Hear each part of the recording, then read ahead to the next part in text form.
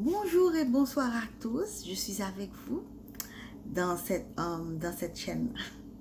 Je lis et je partage avec plaisir et on va continuer notre étude sur le livre du prophète Michée. Je vous invite à vous incliner pour la prière. Merci Seigneur, merci notre Dieu, notre Père, pour le privilège que tu nous donnes aujourd'hui pour partager ta parole à tes enfants. Seigneur, nous semons, mais c'est toi qui permets la croissance. C'est toi qui permets tout éternel. Ainsi, nous te demandons de bénir tous ceux qui regardent cette vidéo. Que tous nous soyons bénis. C'est dans le nom de Jésus que je te prie. Amen. Mes frères et mes sœurs, vous voyez comme le livre de Michée est intéressant? Moi, je ne savais pas si ce livre était aussi intéressant. En fait, ce que j'aime beaucoup, c'est la Bible. Hein? La Bible, Femme à son écoute, une version de Louis II, mais adaptée aux femmes.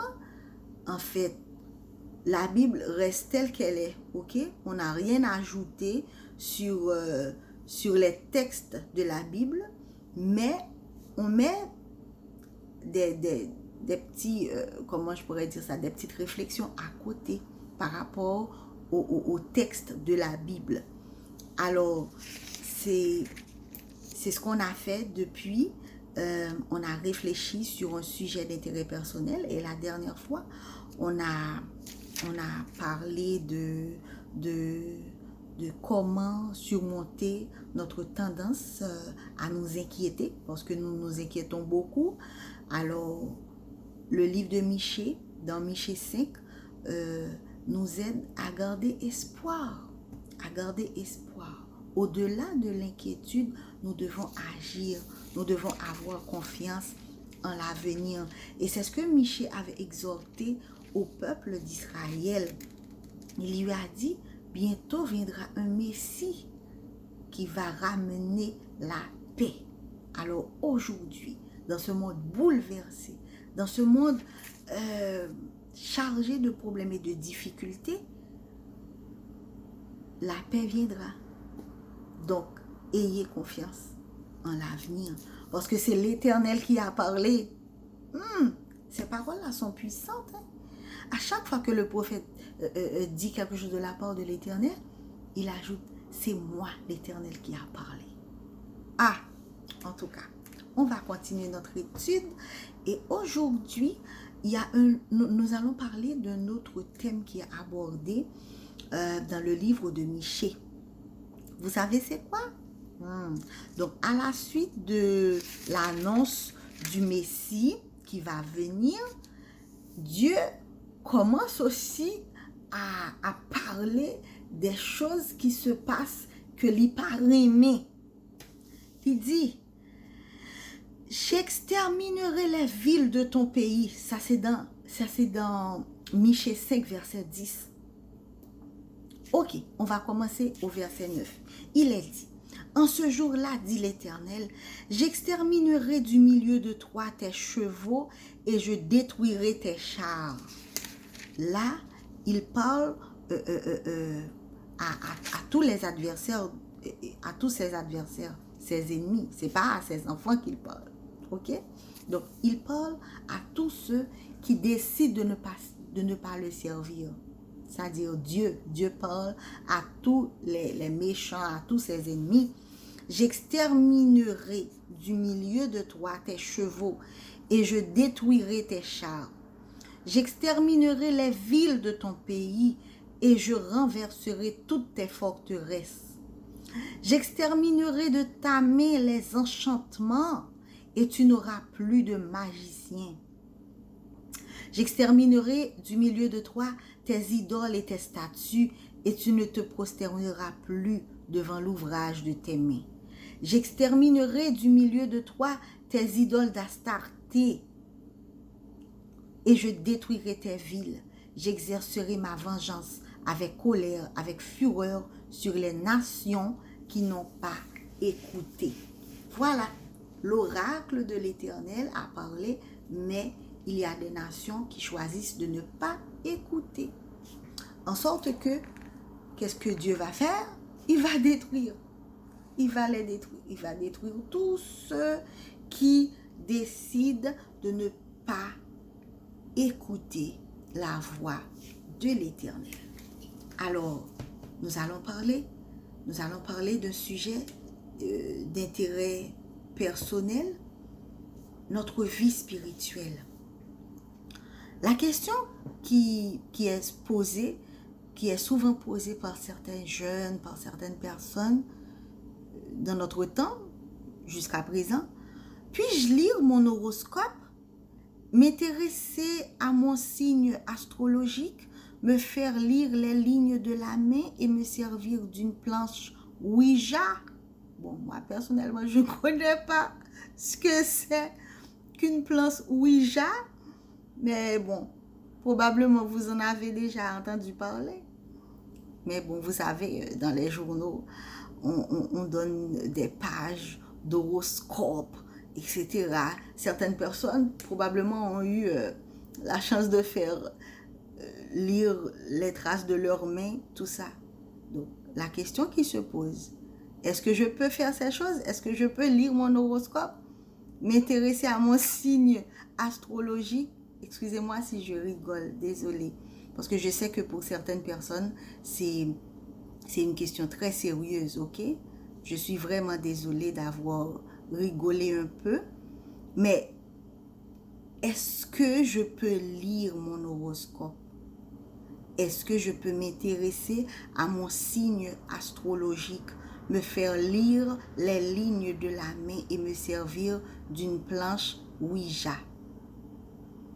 Eh bien, la réponse est Dieu châtiera ceux qui pratiquent le mal.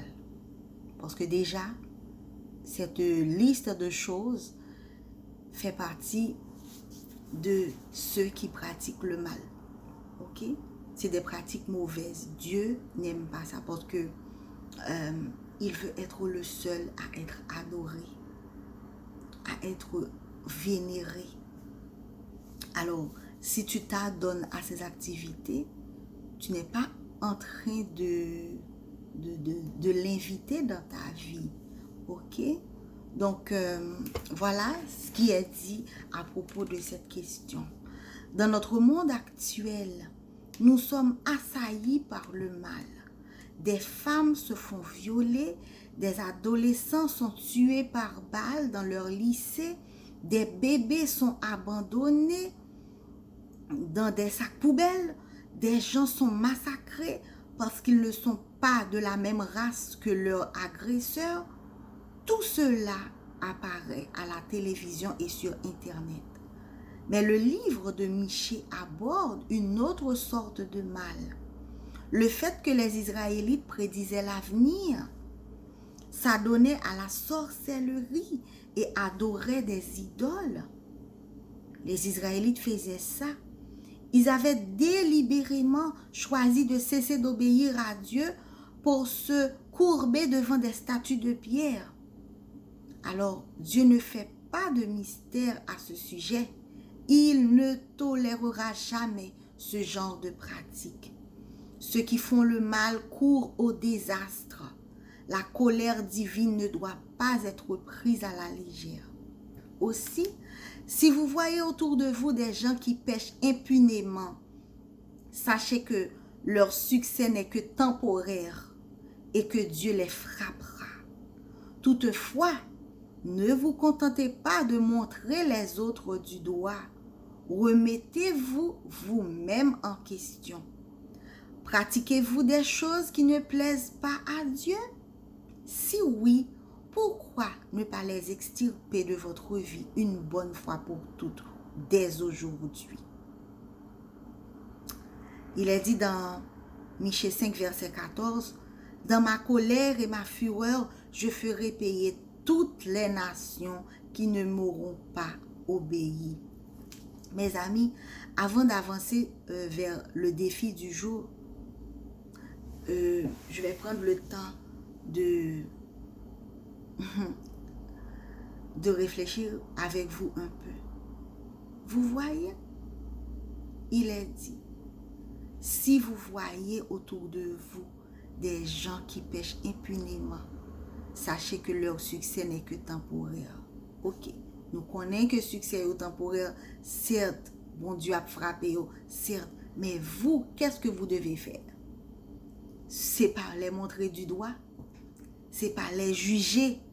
Au contraire, ce que tu dois faire, c'est remettre toi, ta vie en question. C'est pas rester pointer monde du doigt et tel ou mettre elle get tout bagay ça c'est dans diable allé etc. Non, ça ne te sert à rien de le dire. Ça ne te sert à rien de le dire. La meilleure chose que tu peux faire pour toi-même, c'est analyser ta vie. Analyser ta vie et mets-toi en règle avec Dieu.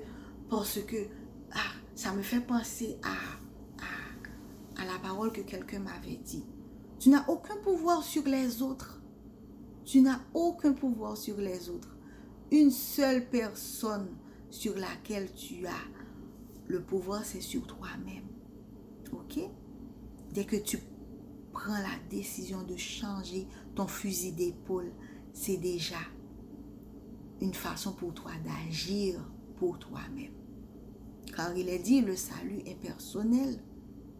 À un certain moment de la durée, tu n'auras aucun contrôle sur les autres. Donc, tu n'as jamais eu le contrôle sur les autres. Jamais. Mais toi, tu peux décider de changer certaines choses chez toi. Ok? Donc, ça ne te sert à rien de pointer du doigt les autres. Ne le fais pas. Ok? Le défi du jour, sondez votre propre vie. Voilà. Sondez votre propre vie.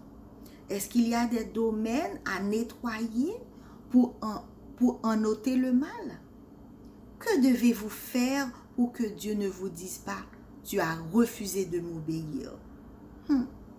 Alors, mes frères et mes sœurs, il ne s'agit pas seulement de ceux qui adorent les idoles, qui ne font pas ce que Dieu n'a pas prescrit. Mais ça se peut aussi que vous allez à l'église tout le temps. Je ne sais pas. Vous faites des œuvres missionnaires, mais au fond de vous, il y a la méchanceté, il y a la jalousie, il y a l'égoïsme, il y a l'orgueil, tout ça. Donc, le défi du jour, c'est de sonder votre propre vie. Mettez tout en question. Mettez tout en question, frères et sœurs. Est-ce qu'il y a des domaines à nettoyer pour en ôter le mal? Demandez à Dieu de pénétrer votre vie et de vous aider. Il va le faire. Donc, mes chers amis, accrochez-vous à Dieu et souvenez-vous, soyez des serviteurs sincères. C'est le message de Michée pour le peuple d'Israël et pour nous aujourd'hui. Et approprions-nous des promesses du Tout-Puissant, car c'est l'Éternel qui a parlé. À bientôt.